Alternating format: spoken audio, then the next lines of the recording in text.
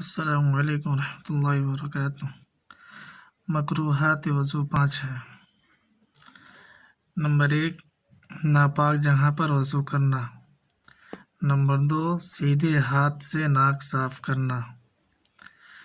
Number 3، وضو کرنے میں دنیا کی باتیں کرنا۔ نمبر 4، سنت کے خلاف وضو کرنا۔ نمبر 5، پانی زیادہ بہانا، یعنی وضو کے درمیان یہ سب کام کرنا مکروہ ہے۔ جیسے کہ ہم ناپاک جگہ بیٹھ کر وضو کر رہے ہیں تو یہ بھی مکروہ ہے۔ سیدھے ہاتھ سے ناک صاف کرنا، یعنی دائیں ہاتھ سے ناک نہیں صاف کرنا ہے، بائیں ہاتھ سے ناک صاف کرنا ہے۔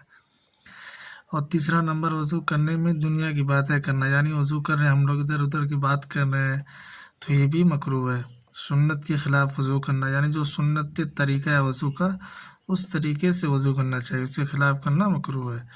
پانی زیادہ بہانا، یعنی ضرورت سے زیادہ پانی نہیں بہانا چاہیے، بس جتنا وضو میں پانی استعمال کرنا چاہیے اتنا ہی پانی استعمال کرنا چاہیے۔ زیادہ پانی بہانا یہ بھی مکروہ ہے۔